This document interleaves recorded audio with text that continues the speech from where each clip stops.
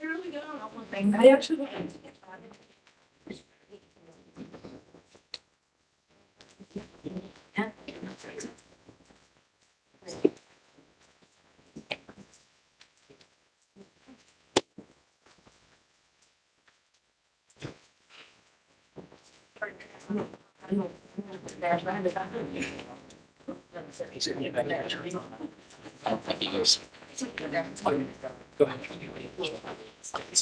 Shane. Huh? I don't actually. That's just like. Oh. Did that make you in charge? And Those are right prescription. They're They're 1.5 servings. Not strong enough. I'll see if I can. Not strong enough. Okay, just do like this.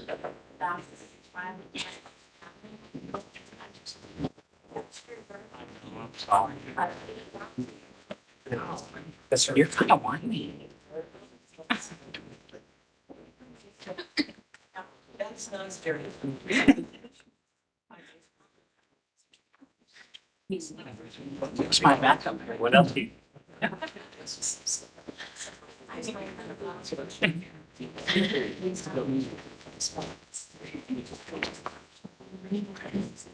Go ahead, Mr. Martin.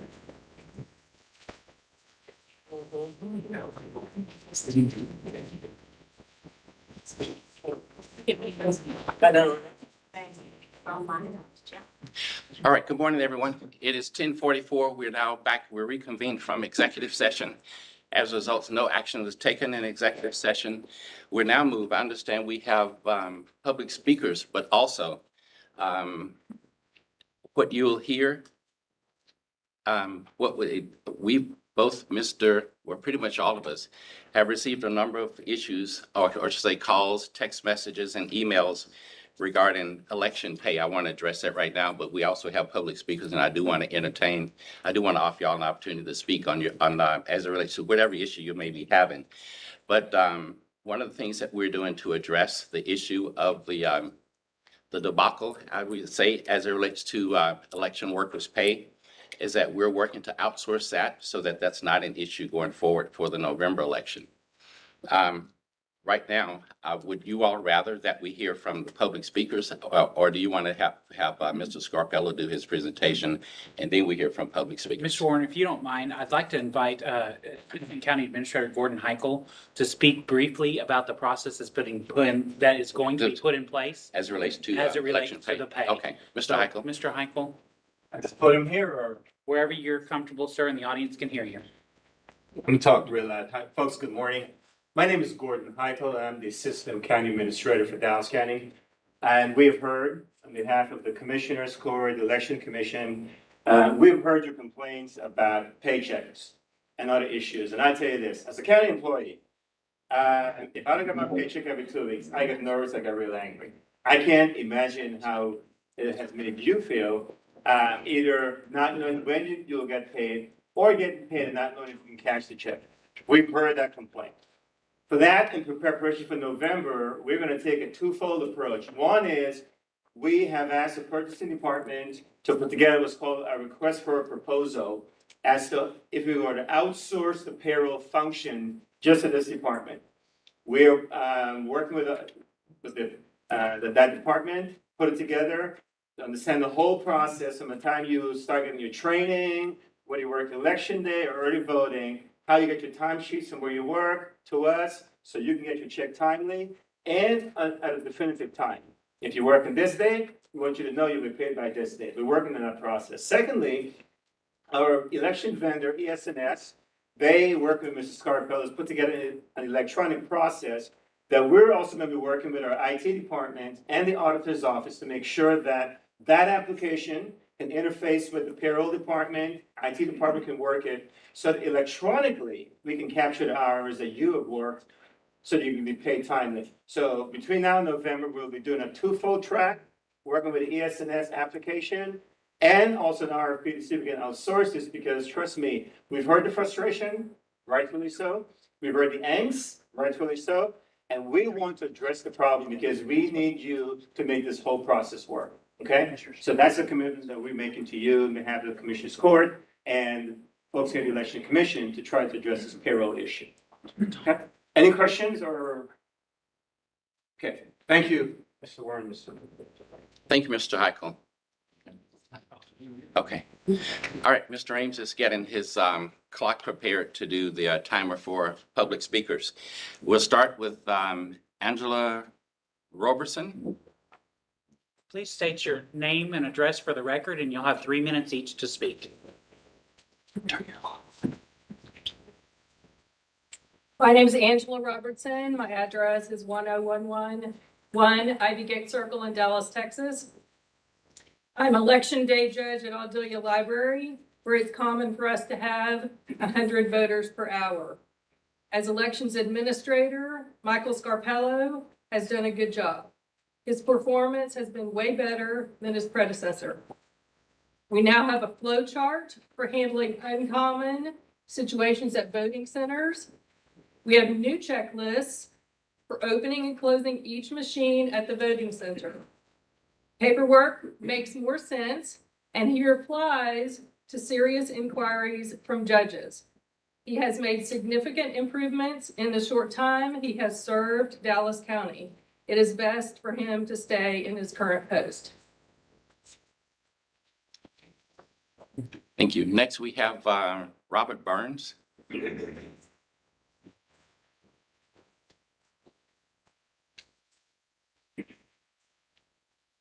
Hello, my name's Robert Burns. I live at 4127 Calculus Drive in Dallas, Texas. And I'm here to say as a voter, and I normally early vote, and I voted on election day in all this group of elections we've just gone through, and it was so seamless, no problems, everything was great. Now, as an election clerk, this was my first year of being an election clerk. And what I observed were the judges, I worked with 2 judges, they were so organized, they had handbooks that defined everything. And most importantly, both days we had problems, but the problems were resolved. The judges knew who to call. They called, people showed up. In one case, the sheriff showed up with the person, and these things were resolved very quickly. And I appreciate how you've organized this, and I hope that you continue to be here and make things better as we progress. Thank you. Next, we have Beth Bissell, if I'm saying your name correctly. No, but nobody else does second. Bicel? It's okay. Keep trying. Beasel, Beth Beasel, Beasel, 3608 Southwestern Boulevard. But I do want to start first to say, I'm happy with the paycheck situation. I got 3 paychecks, 2 in my name and 1 in somebody else's name to my house. And my husband got 2 paychecks, so we're good. Okay, just You didn't kidding. keep Just that. kidding. Okay. I'm here to testify in support of Mr. Scarpello, even though we've never met. And I hope one day we can meet on a more personal basis. So why am I here to speak in favor of Mr. Scarpello? Well, you see, I'm his customer. I'm an election judge and have been for the past 10 or so years. When he came on board, I saw a night and day difference. He has made my job as an election judge easier and better. The changes he's implemented have brought a new level of efficiency and simplicity. Now, I'm not saying I love lugging around that heavy equipment. I don't. And I'd like to get rid of it, but I do love his handbook because that's real easy to carry around. But playing the hand we're dealt, Mr. Scarpello has made my election work better, all around better. More improvements probably need to be made, and I have confidence that Mr. Scarpello is willing to work with us to make the improvements that we'd like to make. Most importantly, something that I hope that we can all agree on is this. We all want honest and fair elections with verifiable and certifiable and auditable results, where the voters and the workers can have confidence in the outcome. This has not always been the case. If given the chance, without undue external pressure, I believe, I know Mr. Scarpello will do the right thing. I wholeheartedly support giving Mr. Scarpello the chance. Thank you. Ellen Thielen, so if I'm messing up your name, I apologize. Right on. Okay.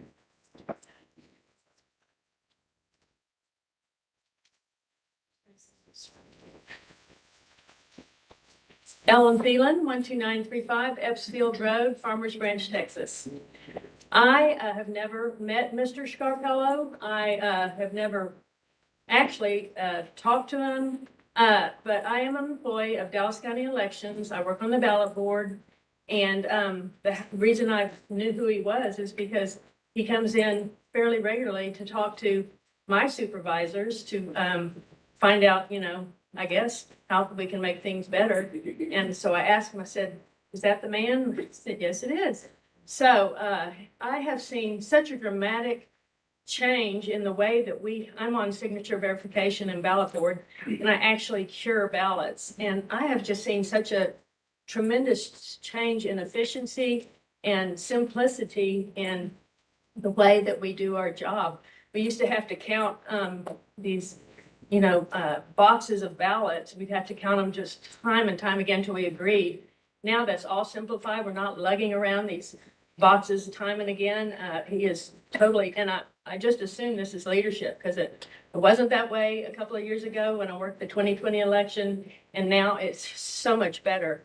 And we kind of have a saying, me and my partner, well, let's not get too used to this way because it's going to change the next election, but it's always better. So I just want to thank Mr. Scarpello for making our job easier and better. And I just feel more confident now that things are progressing the way that they're supposed to. And I want to say one other thing, which is probably silly to everybody else, but I've worked here for several years, and I never had a badge. I mean, a lot of people did, but me and a lot of my cohorts never had a badge that we could even get in to where we worked. We had to knock, wait for one of our colleagues to open the door, and then we finally get in. But since this past year, as soon as I came back to work for this round of elections, we were shuffled off downtown, and I immediately got a badge. So I can get in now where I work. So anyway, I just thank you for everything that you've done. Next, we have Mike Slayton.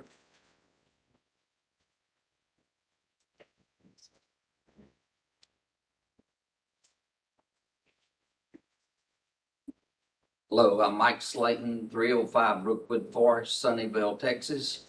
I've worked in a little bit different. I've been in Central Count as a poll watcher since 2017. In the last year and a half, I have worked as the alternate judge and then the judge for the primary election, March 1. So I've worked very closely with the Mr. Scarpello and the elections department. Under Michael's leadership, I see more transparency. I see more cooperation and communication. He has put forth a push for unity between the parties. He's made an effort to comply with Texas election code law and the changes made by Senate Bill 1. He's done this without the support of some and cooperation of some of the employees in the elections department and in Central Count. And I would be more specific about even in Central Count. As the alternate judge and as the election judge, I kind of have a unique relationship with Mr. Scarpello. And I found him to be very professional, open, courteous, respectful when we disagree. And we did disagree on some things. And we worked it out to an agreeable solution, complying with the Texas election code law. He was open-minded. He listens. he's fair. That's not always been the case in the past. And that's all I'll say about the past in the elections department here in Dallas County. We're in an important time. All elections are important. And change leads to chaos. Chaos leads to voter lack of comfort, a lack of voter support, a lack of voter feeling like their vote is being counted. It also affects the candidates. So that's the last thing we need. You've heard from others about the good things that have been done by Mr. Scarpello. So in conclusion, I would say there's been many positive, constructive, and complying with the Texas election call changes that were been made under Mr. Scarpello as our elections administrator. This last runoff election that we just had may have been the most smoothest election of all. And I'm speaking of the last one that we had with everything the way it felt. So I certainly recommend Mr. Scarpello. Thank you very much. Next, we have Benton Jones.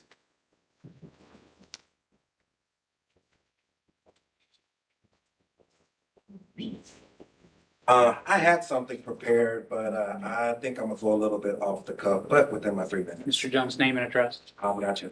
My name is Benton Jones. Address is 707 Vermont Avenue, Dallas, Texas. And I have 3 hats today. I am a candidate on the ballot right now. I've also been an election judge and also a precinct chair. So when we talk about the issues that are happening with the elections process, I hear there are a lot of people, good or bad, that have a lot of this pointing to Mr. Scarpello, who I've never met.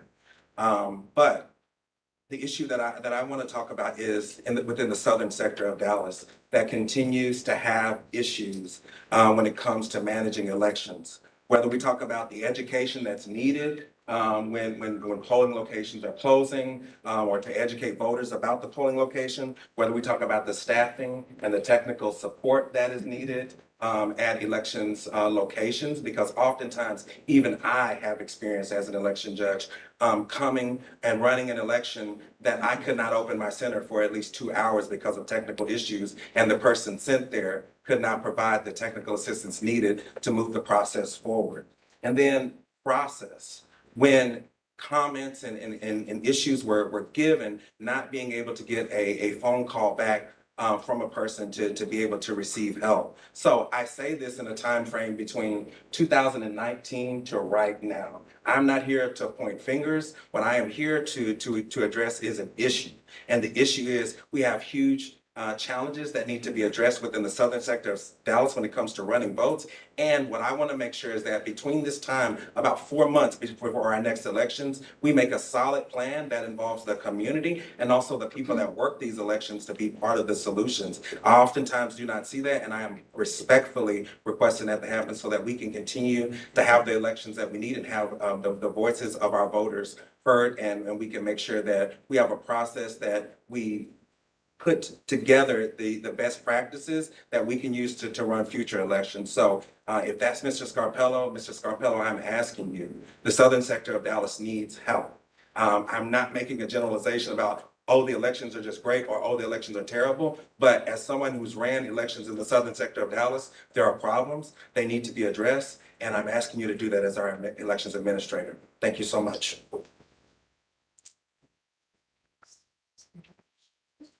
Next, we have Ms. Carla Reynolds Grogan.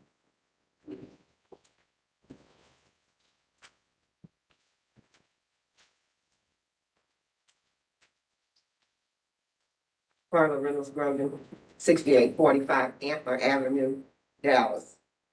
First, let me thank Commissioner Price and Daphne Fain, District 3, for their continued support and assistance with the law as it refers to Texas law in getting things taken care of for us.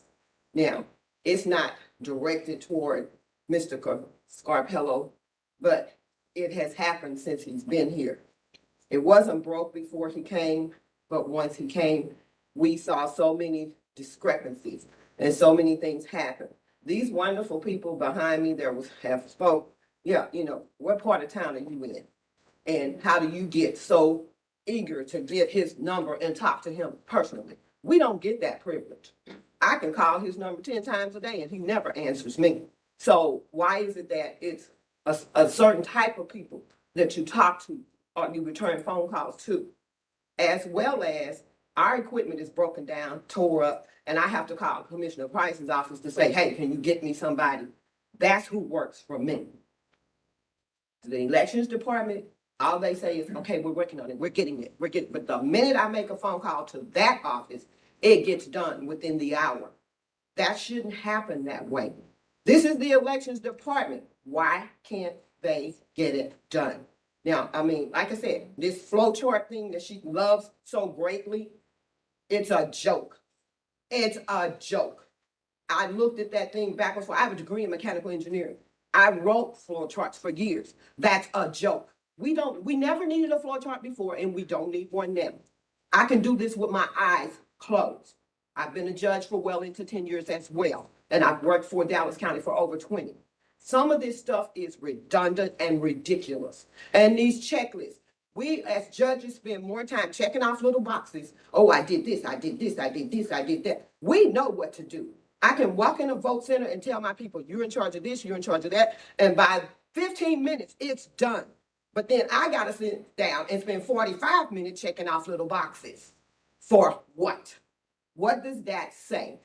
We've been doing this long enough that we already know what we're doing. I am so sorry that he felt like those were things that we needed, but we didn't. They didn't come to us and say, what is it? What's wrong? What can we do to help? They just put together a flow chart. They put together some checklists. They didn't talk to any of us.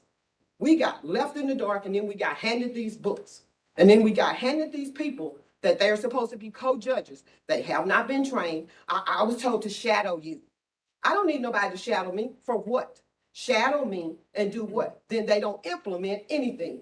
They don't do anything. They sit around, they go to sleep, they go to lunch for an hour, they go home, they come late, they go home early. I'm sorry, that the Southern sector doesn't need that. District 3 bust their butt for us. Thank you. Thank you, Ms. Grogan. Next, we have Diane Jackson.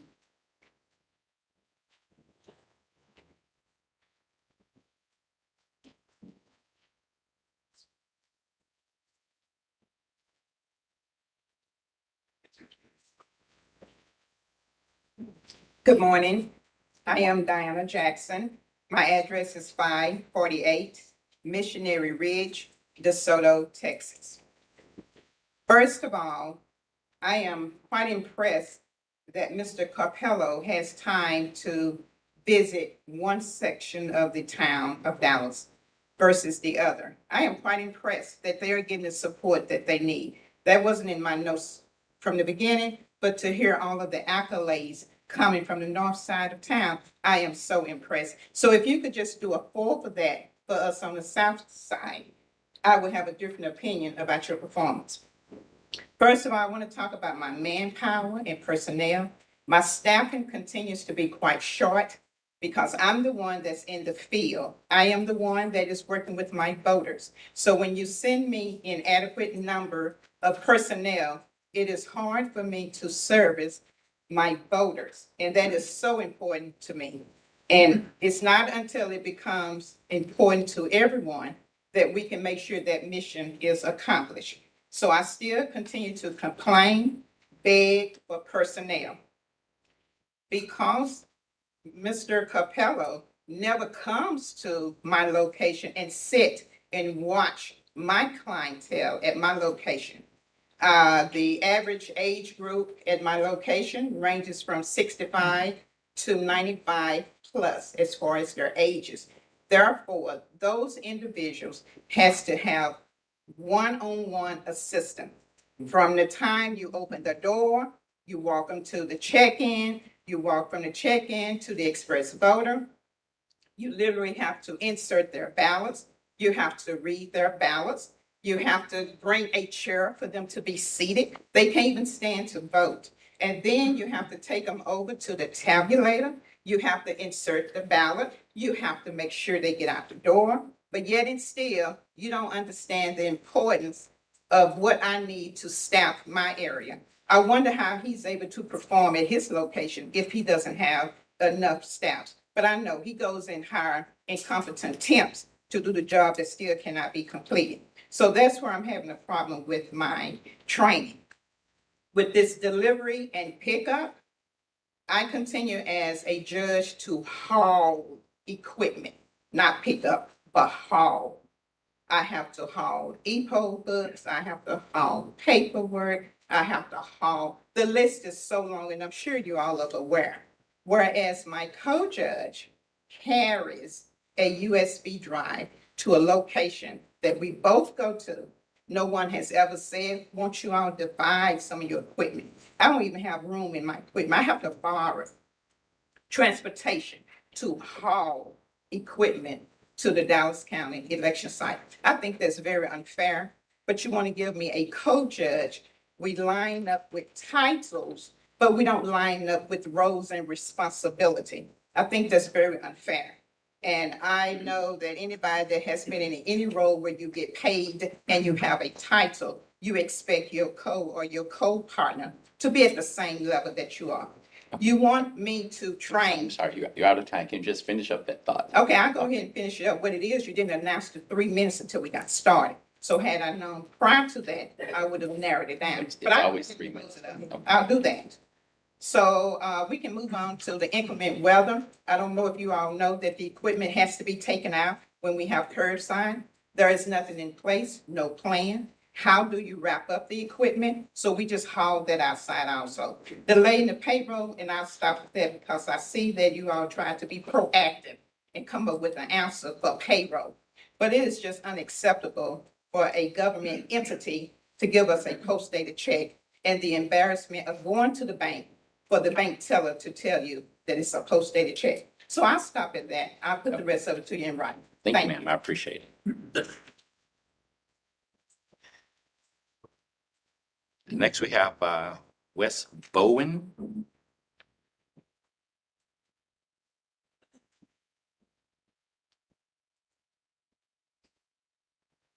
Yes, my name is Wes Bowen. I'm at 9427 Windy Knoll Drive, Dallas, Texas, 75243. So I'd like to thank the Election Commission for giving me the opportunity to speak today. I rise in appreciation as a taxpayer in Dallas County for Mr. Scarpello's hard work, his professionalism, and his willingness to make improvements to processes that make it easier for voters and for election workers in Dallas County while maintaining the goal of compliance with the Texas Election Code.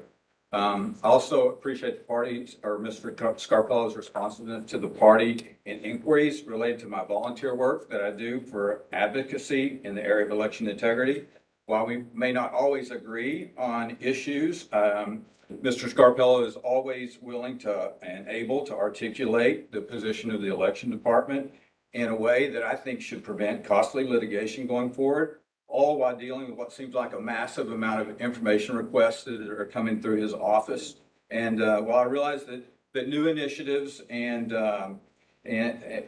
sometimes cause growing pains with an existing staff, I think Mr. Scarpello has experienced unprecedented hiring shortages and a lack of election workers responding to their prior commitments but in face of all that, he's continued to administer elections and actually generate performance measurements that have not previously been available in Dallas County. And so using these metrics, I feel like the county can apply the resources in a way that will make sure that taxpayer dollars are used more effectively going forward. And I would just say with so much partisan political distrust in our country, I would actually say we need more election administrators like Mr.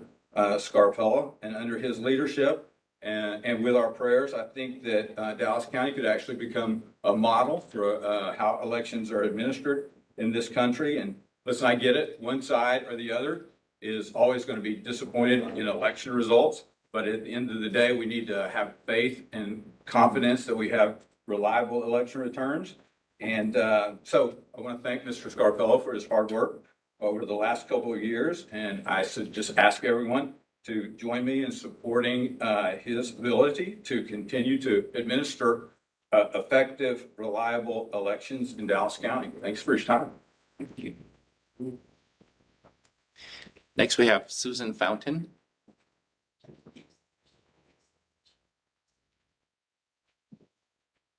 My name is Susan Fountain. I live in Dallas, Texas at 10630 Chesterton, and I have served in a number of capacities, but when we implemented in 2018 a countywide system of voting and tried to open 469 separate voting locations at that time, it not only changed the entire process, but the madness of trying to staff 469 voting locations with a judge and workers, and get equipment sent to each location to have some of these locations within 2 or 3 blocks of each other.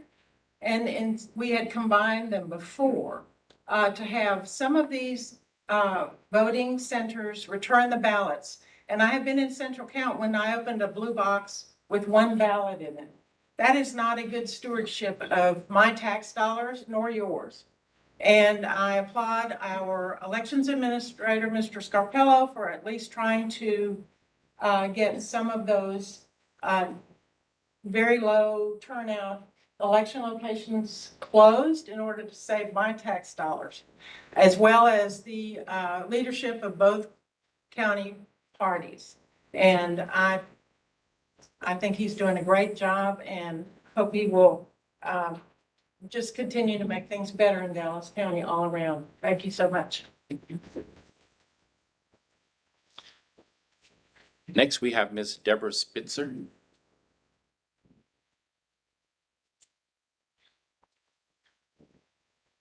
Good afternoon. My name is Deborah Spitzer. I live at 4814 Fremont Street in East Dallas. I am a relative, this is my first time being a county judge, and I thoroughly enjoyed the experience. I started working elections in 2016. I worked as a clerk for several elections, and now this was my first opportunity being a judge. And talking about training, the training has just vastly improved since I first started as a clerk. I was brought into this room, and the training, the instructors were very nice. They were trying their best, but they were begging people brand new like me who didn't even know where the front door was to be a judge. And that frightened me. I thought, what am I getting myself into? Well, the judge that I did have during my first election was very competent and mentored me through, and everything went fine. Now, myself as a judge, I find that the training has vastly improved. No longer are there still is a shortage of employees and staff, but it is greatly, greatly improved. And as a judge, it's the first time, I did have a problem, and my co-judge had to step out for a few minutes. I had a problem with the tabulator, with something I'd never really ever had to deal with before. And I went to the books that some of the people are saying are great and some are criticizing, and it answered my problem immediately, so that I was able to, when I had a room full of voters, and it slowed down a little bit, but the problem was solved immediately. So I thank you, and I thank the election committee. Thank you, ma'am. Next, we have Ms. Sandra Biggs. Hello. Sandra Biggs, 4520 Swiss Avenue, Dallas. I have just a few points. Our book is good and bad. There are technical things that if you're not a judge, I've been a judge since 1984, so I don't really need to check off. I have somebody do that for me. We just come in and do everything. That's great for a brand new judge. So, I have no problem with it. If you're new, you think it's great. If you're an old judge, you think, hey, what do I need this for?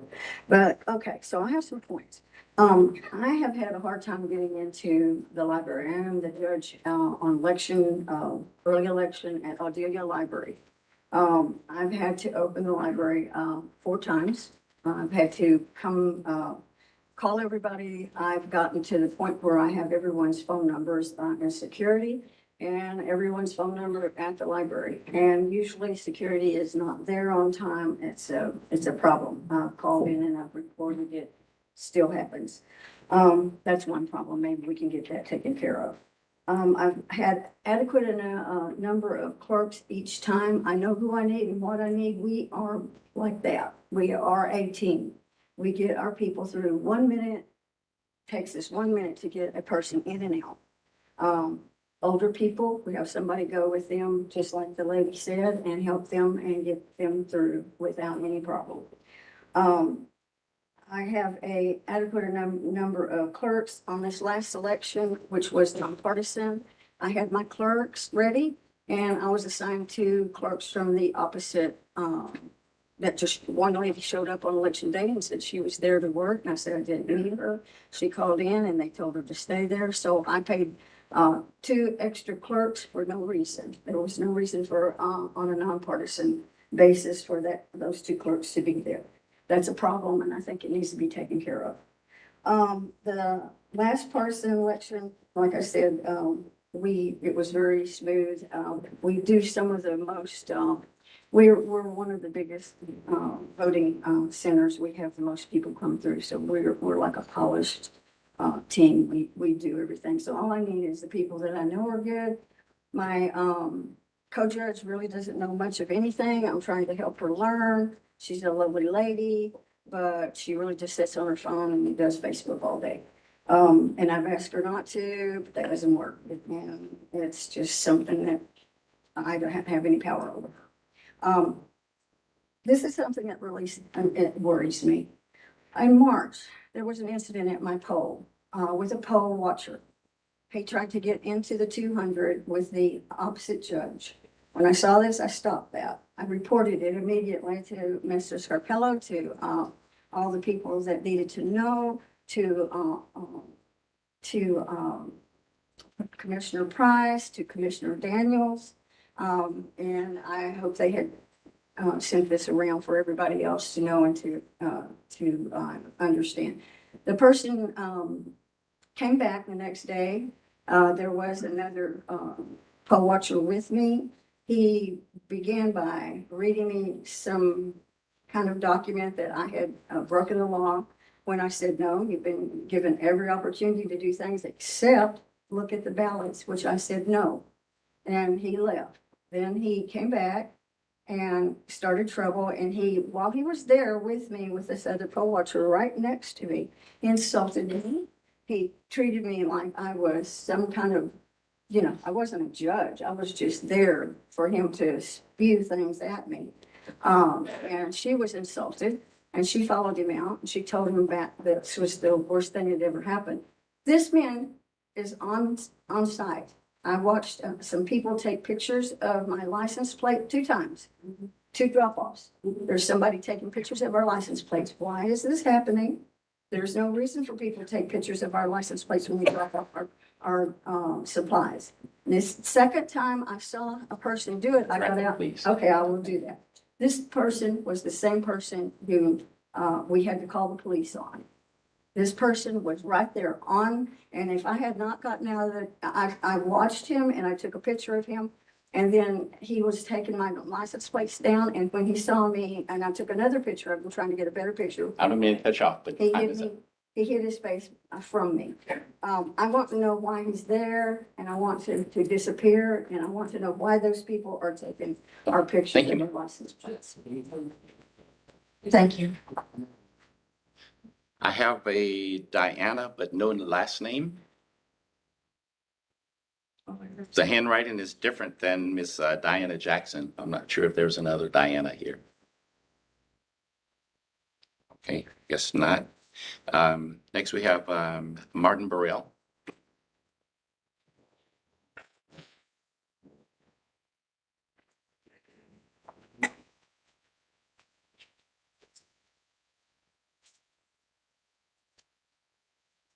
Thank you very much. I didn't know that this was a meeting to praise or vilify the administrator. Name and address, please, sir. Perhaps, Name and address, please. this is, I'm Martin Burrell, in 2690 DeVille Circle, Thank you. Dallas, Texas, Oak Cliff, Texas. Again, I wasn't sure whether this was a meeting to praise or vilify the new administrator. My intent was to come to talk a little bit about the fact that I've been an election judge for more than 30 years.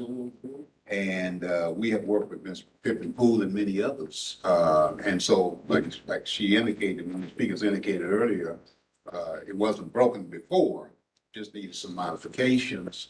And so some of those adjustments have been made and some have not. One of the things that, we have consistently said is that the importance of running an election has to do with the people who are responsible for administering the election.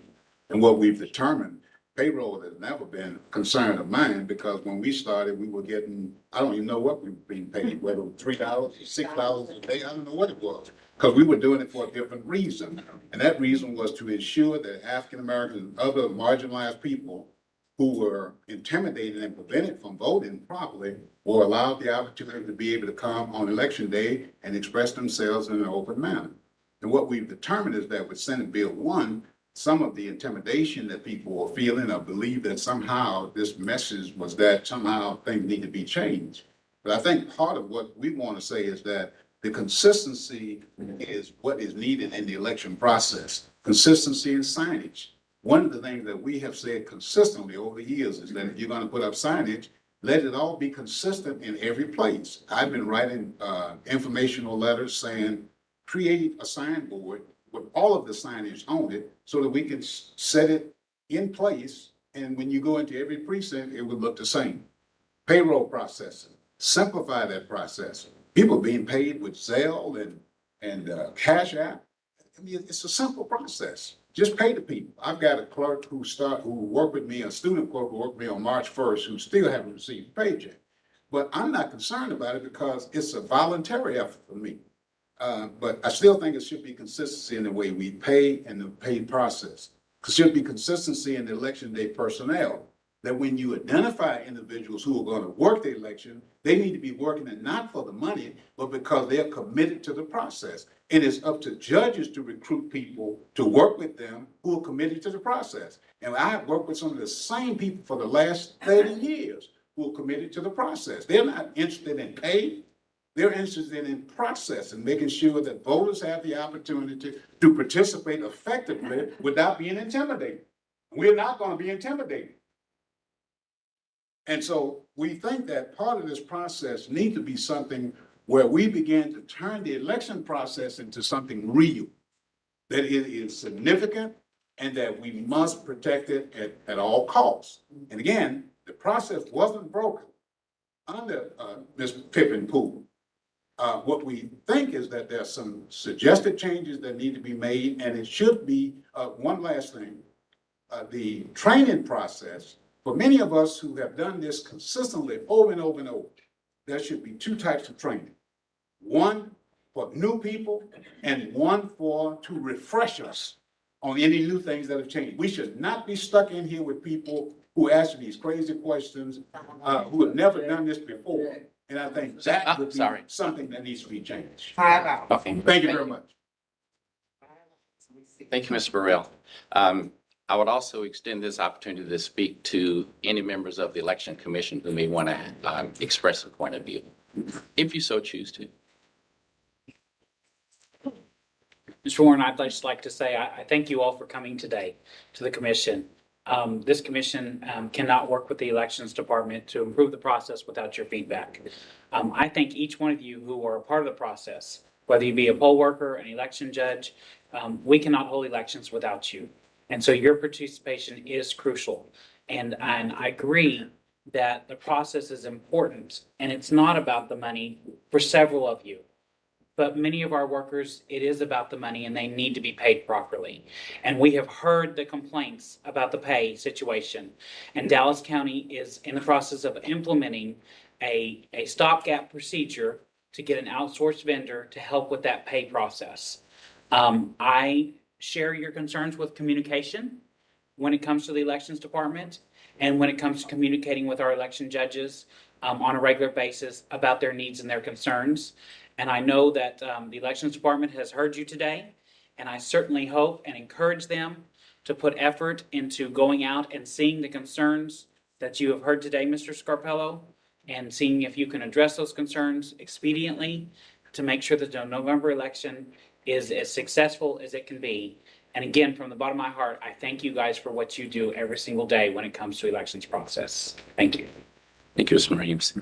I would just like to add, I really do appreciate the work that our election judges, our election workers do, because we cannot conduct elections, fair elections, without your assistance.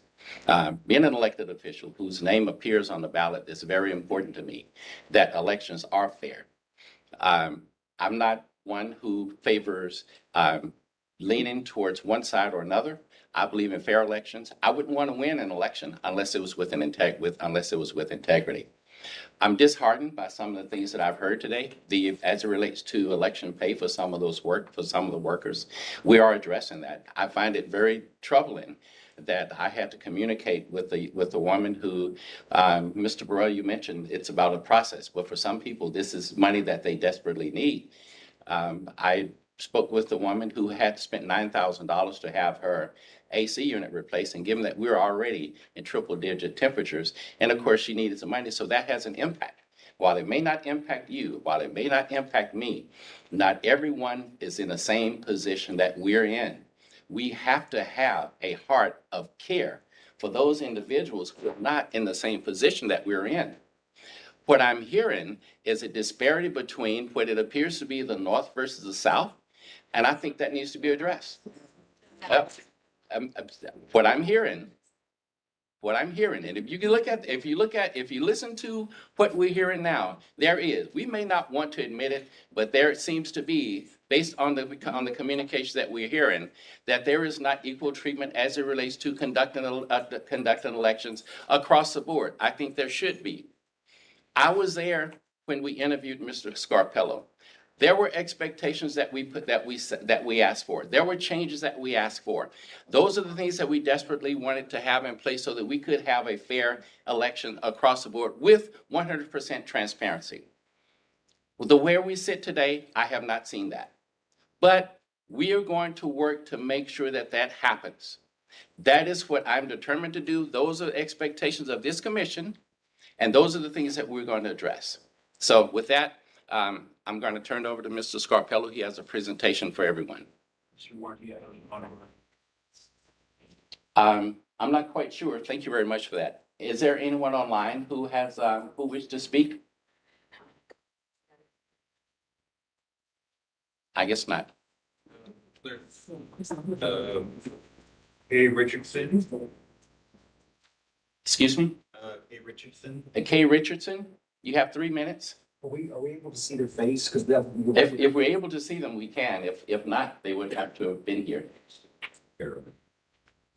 No. And Bill Dudson.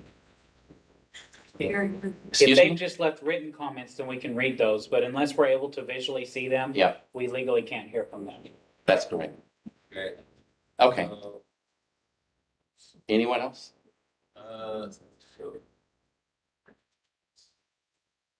Okay, hold on a second. So, They have to be visible.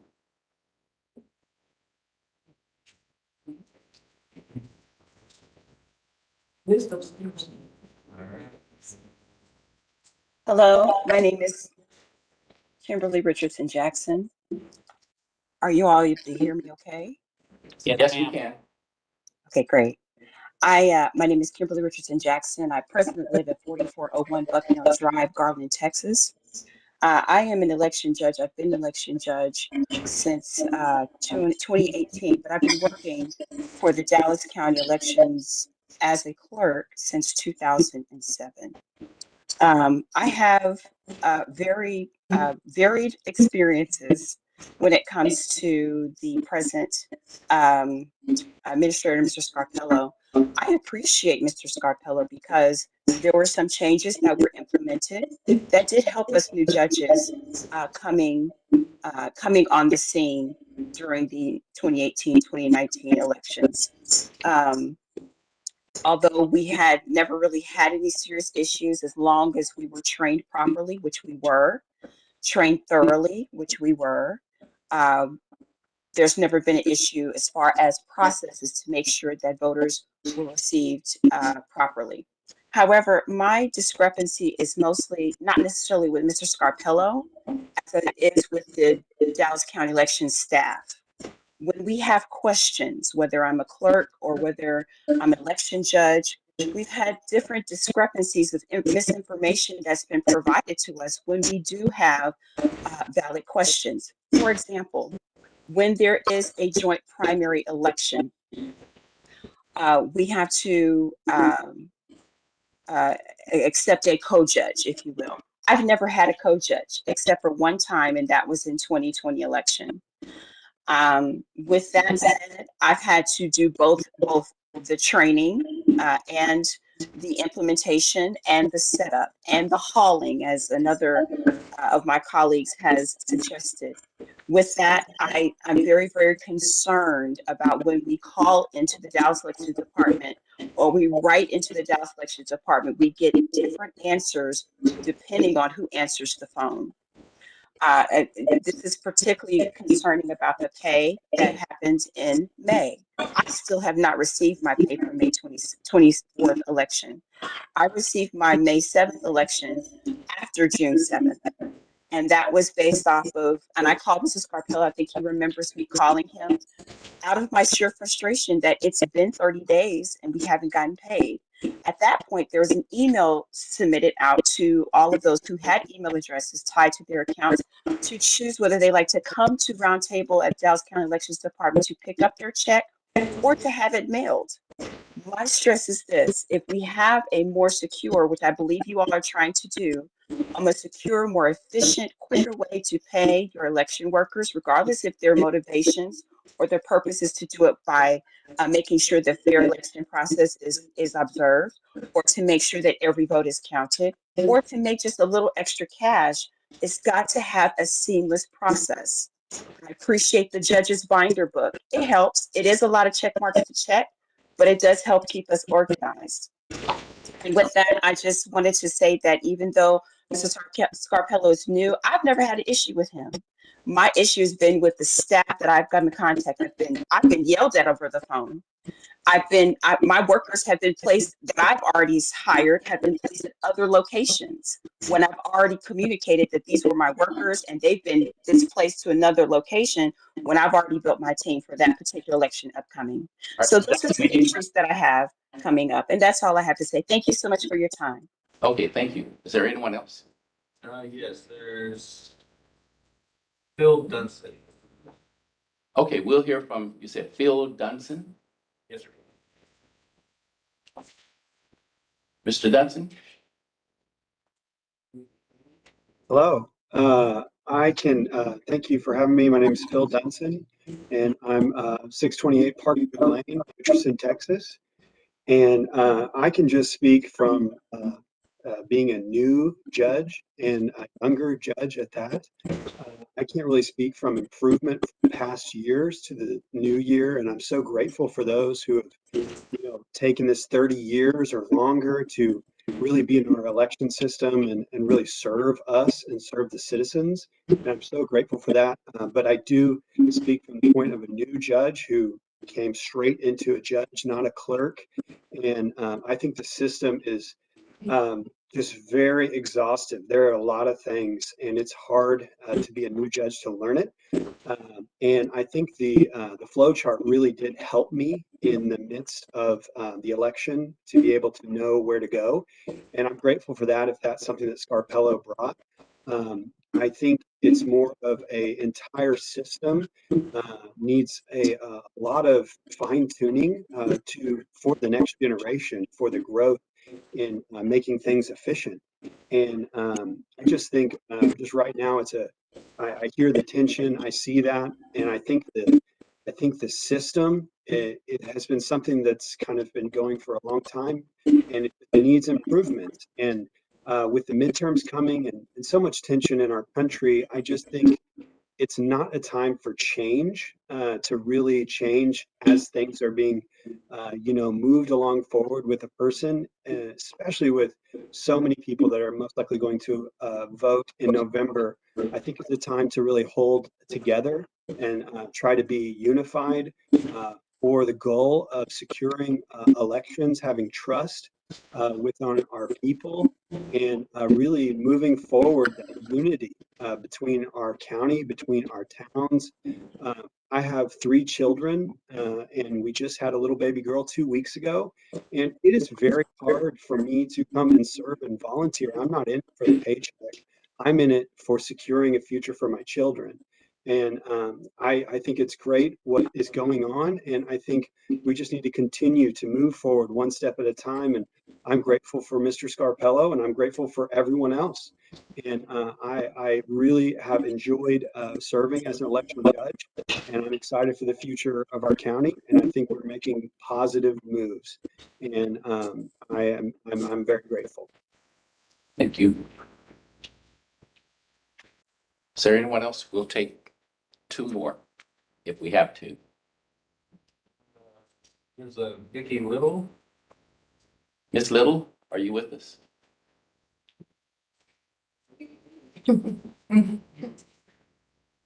Yes, can you hear me? Yes, ma'am.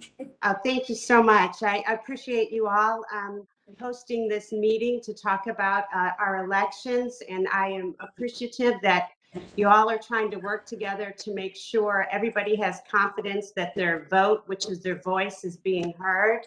Ms. Little, can we get your name and address, please? Oh, sure. It's Vicky Little, and I'm on 10839 Cinderella Lane, Dallas, Texas, 75229. Thank you, ma'am. Thank you. And so I've volunteered as a clerk before at our Redeemer. And so I've seen some of the behind the scenes where right across the street we have another voting center. So, I'm just excited that we're hopefully going to work together, kind of eliminate redundant voting centers so that we can shift people from the redundant ones and help make sure we've got coverage at all the centers. So, that's one of the things I'd like to suggest. And then one thing I wanted to comment on is I did a refresher course for training. And so that helped me feel more confident clerking. So, I love that refresher course was online, and I was able to do that prior to that. But I'm just hoping that we can limit the number of polling centers so that we can properly staff them and properly train them, and would love to hear as a community what we can do to help you all support it so that everyone gets their votes counted and their voices heard. And that's basically what I wanted to say. Thank you. All right, thank you. All right, we need to move on. We're over time. That's it. We have the presentation from Mr. Scarpello. If you can cut it down to 20 minutes. Well, good morning, everyone. And thanks for coming. Bigger crowd than I anticipated. And I anticipated this was to be short and about make it even shorter, about try to get us all out of here. Let me just say that, I hear your feedback. I always hear your feedback. We take that feedback very seriously. No matter how it comes through, whether it's a complaint or whether it's election day or whatever it may be, we log everything and we look at that feedback and we make constant change. And of course, that constant change is one of the points of frustration for some, but I can tell you that constant change to improve elections is critical. Critical now more than right now across the street in our second facility, we've got the Secretary of State's audit unit here auditing the 2020 presidential election.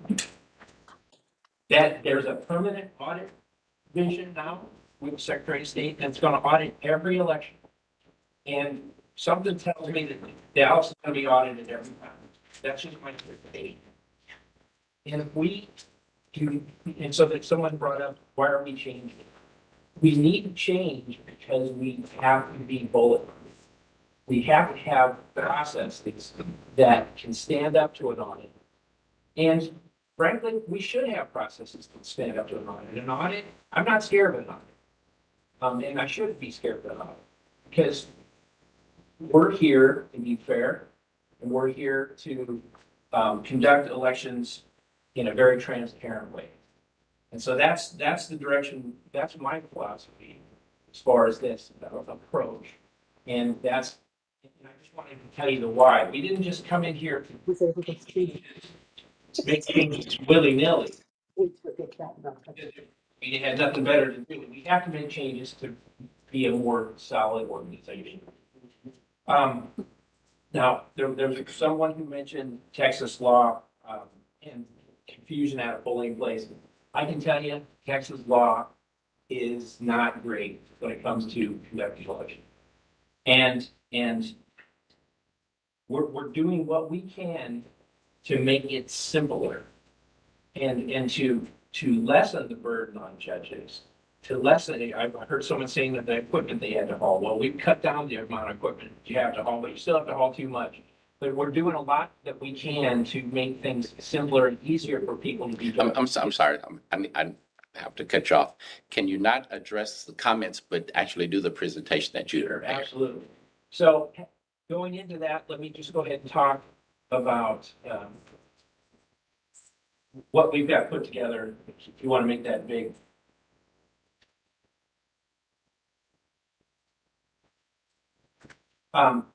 This is our org chart. I can tell you that you're not going to be able to see much from it. I think we've got some handouts for those who are interested.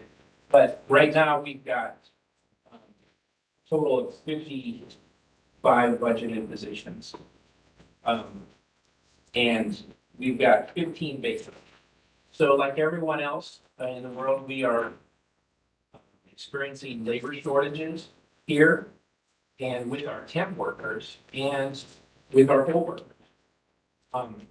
And so that there's a bit of frustration with that, but we're doing what we can. We're working, what this org chart shows, if you ever get it up, is that we are working with HR and Commissioners Court to reclassify some of these positions, to make them more appealing so we can recruit some more folks. And so that's what that particular slide is. The next slide that you cannot see, but I can show you visually, this is a flow chart. This is a flow chart of the payroll process as it exists in Dallas County. And so people just say, just how hard can it be? You just pay people. Well, I can tell you, it's not easy. It's hard. And what we've done within my organization is we've tried to streamline that process. Instead of people literally standing there or sitting there with a calculator, keying numbers in, we have automated the process as much as we can here. But I can tell you that payroll is a multi-department function. Us, auditor's office, treasurer's office. I can tell you that all three of our offices have had challenges, and we have committed to work together to fix those challenges. Because there's nothing more important than getting the people who dedicated their day to getting paid. So that is definitely number one on my list. So that's what this next slide is about, but I will go ahead and breeze through that because we've got limited time. I can tell you, I mentioned the forensic audit. We've got the Secretary of State's office here. They've had phase 1 of that audit was completed in December. Phase 2, we've been working with them over the last couple of months. And right now we're at the on-site inspection stage. This is the second time they've been here. They've been very pleasant to work with. We've got a very cooperative working relationship, but they're digging deep. And frankly, they're digging deep to a lot of stuff that the staff here doesn't know about, because a lot of our staff, the staff that was here in 2020 is no longer here. And so what we've been trying to communicate to the Secretary of State's office is, we're not quite sure what happened in 2020, but we know what's happening now. And we know that what we're doing now is bulletproof. We're getting towards to that stage where we have that sort of confidence to make sure. I'll give you a very brief example. We used to have results of who came in the door to vote, and we used to have ballots. And we had reports from two systems, and we never cross-matched them. We never had spreadsheets to say, did we have the same number of people who asked for a ballot that actually got it and voted it? And it's that sort of simple transparency to show people like Wes Bowen that when he comes in and he's poll watching to say, we're golden. We look at our spreadsheets. We balance our books. And so we're heading towards that, and the Secretary of State's been very cooperative, understanding, if you will, looking forward. We're in the middle of 4 lawsuits. I can tell you, if we've ever, anybody, the attorney who's ever been involved in a lawsuit, it's incredibly time consuming. The discovery process in these lawsuits takes hundreds of hours.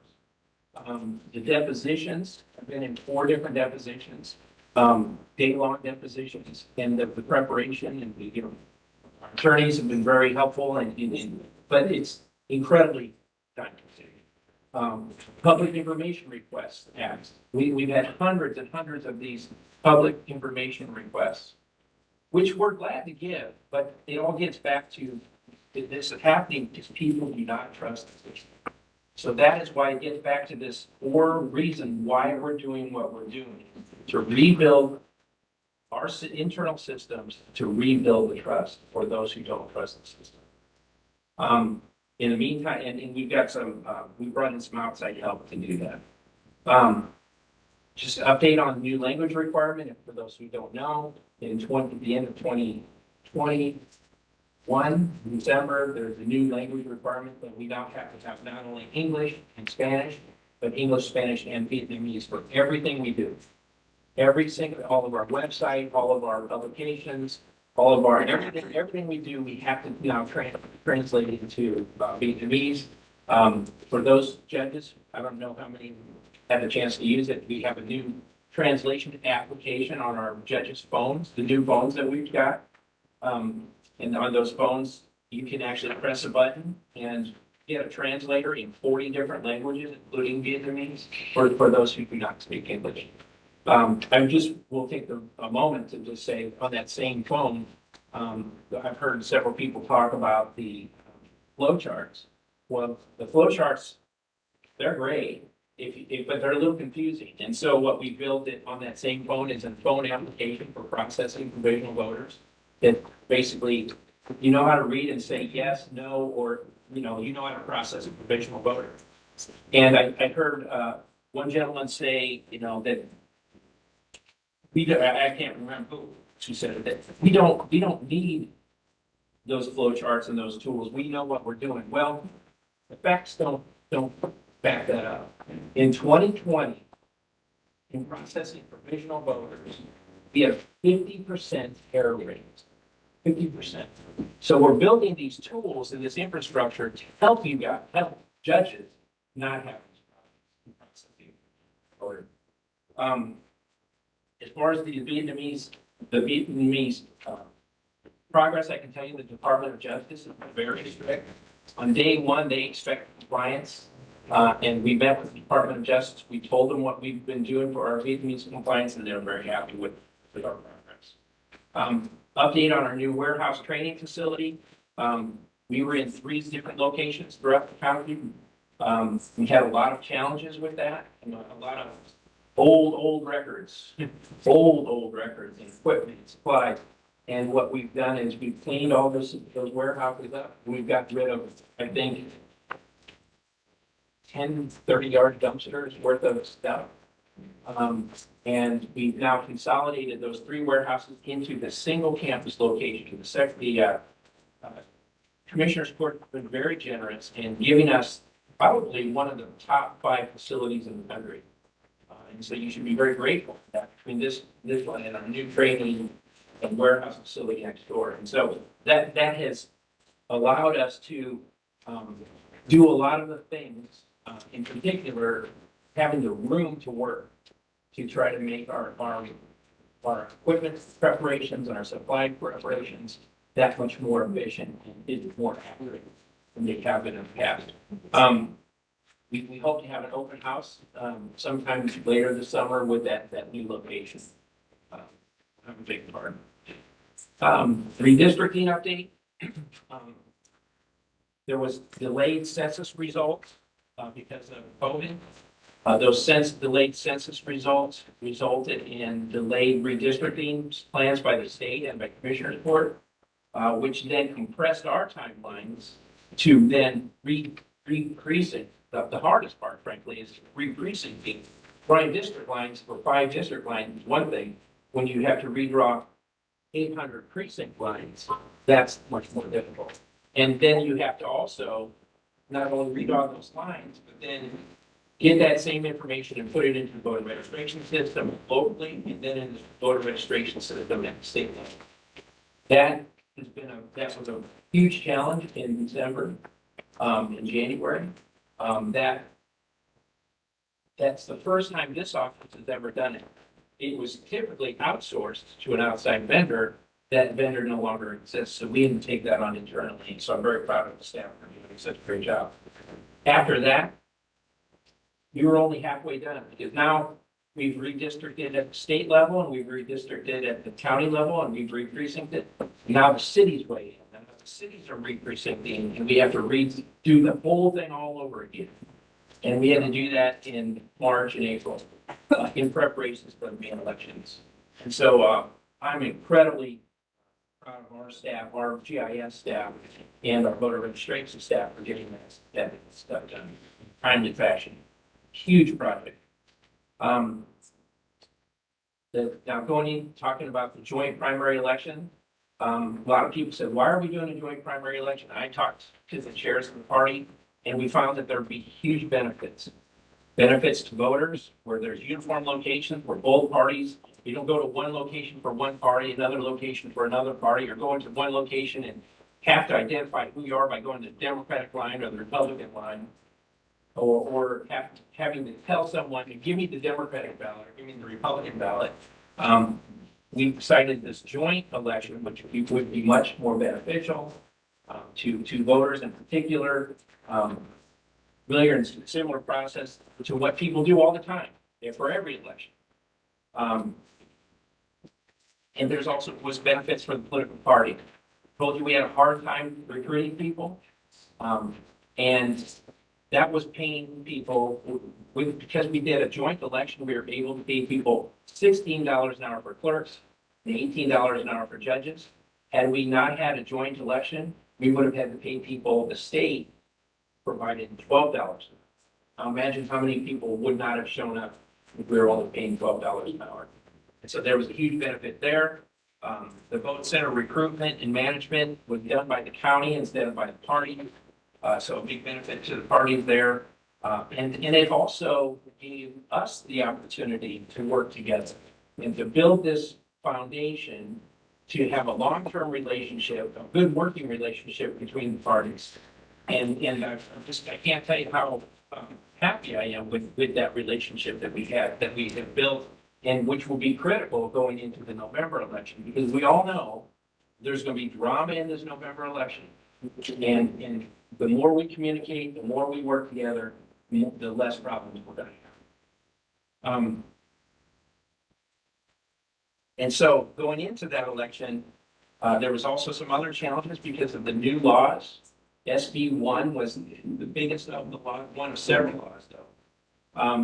And I can tell you when there's a new law passed, I'm going to speed up here because I think we're running out of time, but when there's a new law passed, the law itself is not what we go by. They're guidance documents provided by the Secretary of State. And those guidance documents came extremely late going into this election.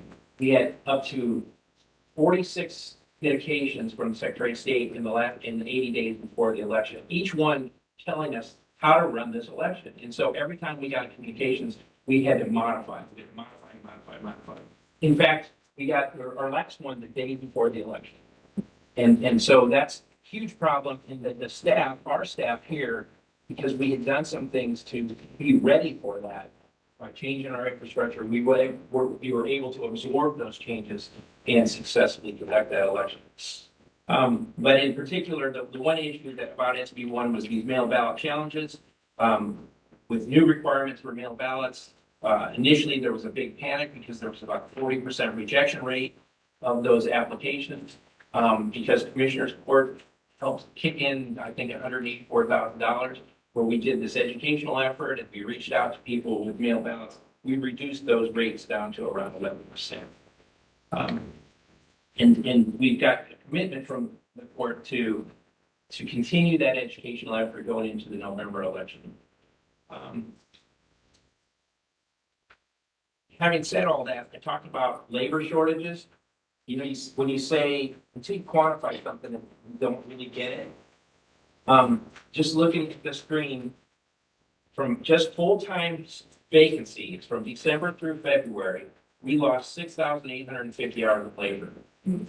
Because of ice storms, we lost 3 days of ice storms, we lost 1,500 hours of labor. Because temp labor shortages from unfilled positions where the temp agencies can't find people to fill our positions, we lost 2,670 hours of labor. Temp labor loss from ice storms, 870 hours of labor. So a total deficit of 11,890 hours. And so what we had to do is sometimes take shortcuts, sometimes have our staff working, we're working 80 hours a week going into that primary election. And so, you know, a tremendous thanks to our staff for working so hard to try to overcome these deficits. Now, with all that said, the primary election was not where we need to be. We had a really good, well-run November election. And going into the primary, because of all the things we talked about, shortening labor, new laws, blah, blah, blah. When we evaluate these elections, the March primary election, we had some issues. In particular, mail ballot issues that I talked about because of SB1, personnel, various issues because of the shortages I just outlined, facilities, not having the people to load the boxes, not having the people to prepare the machines, not having the room because our two facilities weren't available yet. We were operating out of this compact location here, not having the room to stretch out and do things in the most proper way. And so the March election was a little rough. The May 7th election, we had a little bit more time to absorb those SB1 changes, et cetera. Things got better. The May 24th election, pretty darn smooth. We had basically no issues. And the same with the June 18th election, except for the one that's got everyone all excited. That is the fact that we've got this payroll issue that you've heard that we're going to try to address. So I think this is just a summary of what we talked about. Some things I've already talked about. And going forward, this stuff. So now what are we doing? There's a document that I have that we discussed, and then this is a way to kind of quantify for people what we're doing here. This is the document, what we call our tactical plan. It is a tactical plan not to conduct elections, but it's a tactical plan on what are we doing to fix elections, department by department. What is each group doing, or what has every group done to rebuild this infrastructure, and what are we going to do in the future? And the focus of that right now is what are our summer projects? What do we need to do? Listening to folks, giving their feedback, and knowing our own issues. What do we need to do to do the next fixes? Because I can tell you, our fix list is about this long. And we can't fix everything all at once. We've fixed about, now we're down to this.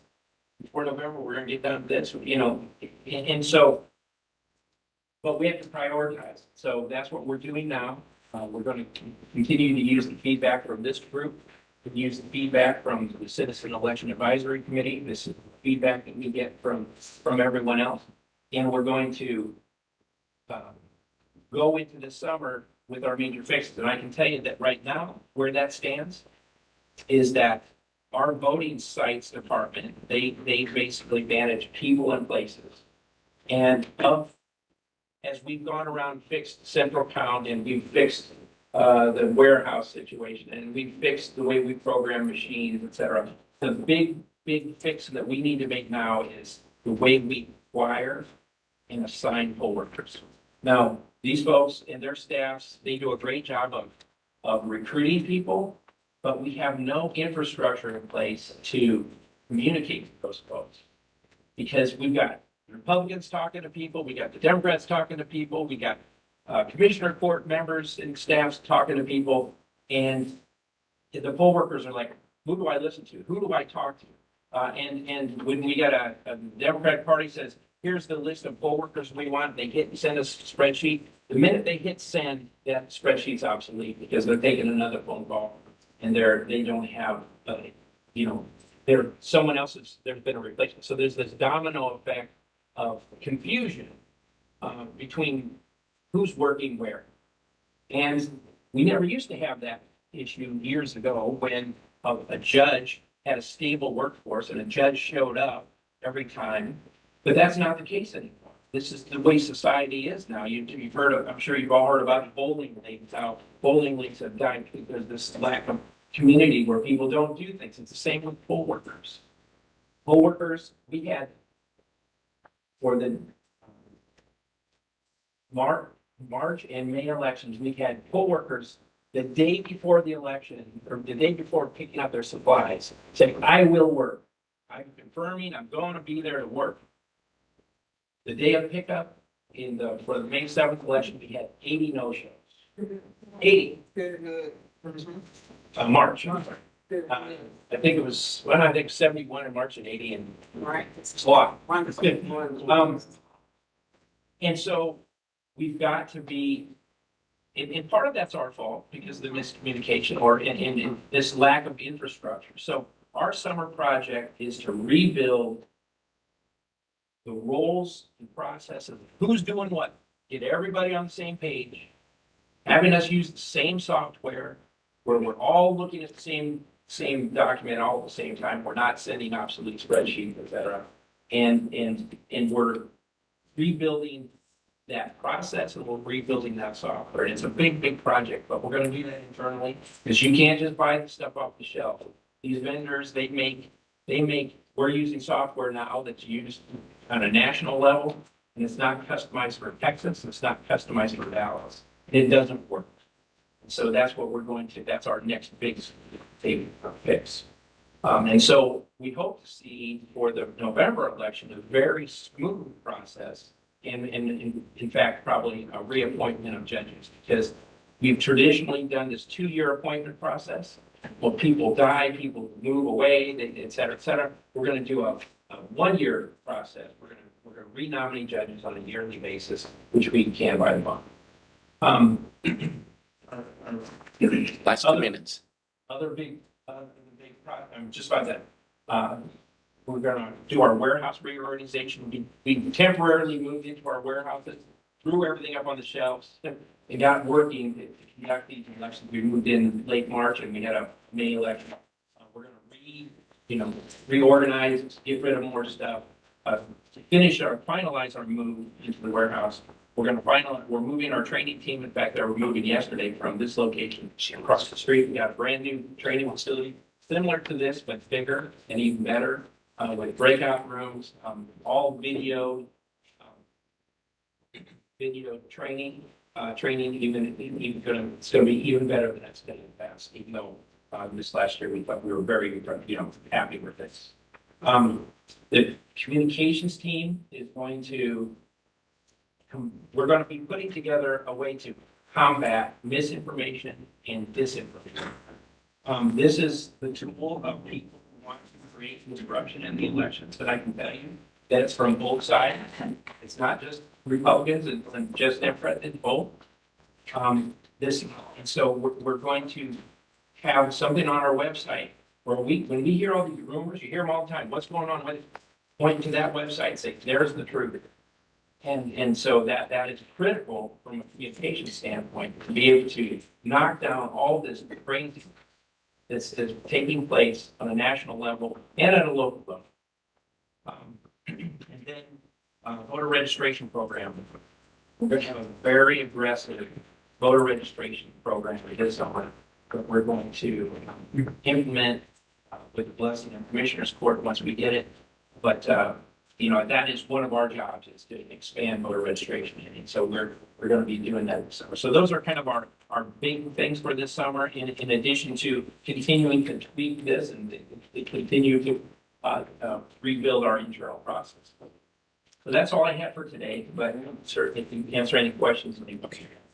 Thank you, sir. I don't have any questions, Mr. Ames. No. If you, Just going to say one thing around, from the Democratic Party side, there are two major issues that I see going forward that hopefully can be addressed by the things that have been discussed today. First, obviously, the pay issue. Imperative we get that right. It's imperative that we have good communication prior to the election, so the judges and clerks understand what's coming, and the RFP coming out as a two-pronged approach. I think that is the best way that we can move forward for the November election. The second, as Mr. Warren mentioned, the judges and poll workers are the basis of any election. And we understand as a commission that there has been frustration and communication issues on staffing needs, on equipment needs, on other areas as well. The hope for me is that the application that Mr. Scarpello just talked about will help alleviate some of that communication issue. It must for the November election, so that the communication to the judges and from the judges to the clerks about their voting location and about the issues that you're having can be eliminated and addressed quickly through the parties and to the election administration. The last thing I want to mention is something that Mr. Warren also talked about the appearance of the comments being a north-south issue. From the history of Dallas County, there has been that in many, many aspects. And from the Democratic Party perspective, we will continue to work to make sure that that is not an issue in elections. And that's all I want to say. Thank you very much. thank you, Ms. Noble. Ms. Howdy? From the Republican Party perspective, we share that same philosophy. We want to make sure there are no issues anywhere in Dallas County, anywhere. And we will work as hard as we can to ensure that. We are very pleased with the progress we're making in the processes of the election. I think we all want transparent and fair elections, and that's what we're working for. And it's a lot, especially for those of you who work. You know what goes into this. There are a lot of moving parts to it. So it takes a while. There's some growing pains along the way. But I will say this, I've been very pleased with the ability to work not only with the elections administrator and department, but also with the Democrat Party. And I think that, that's what we all need to do. We need to be able to work well with each other. Just like Mr. Bowen said, we're not always going to be happy that our party didn't win this race or our party didn't win that race, but that's not personal. And we should all work to get along together and try to make this as smooth a process as possible. We are the 7th largest county in the country, and we have 460 voting centers. It's a lot.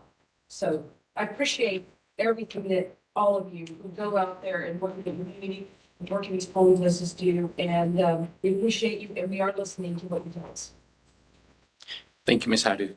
I think with that, No more questions, no more comments. All right, it is 12:12. If there's nothing else from the commission members, we are adjourned.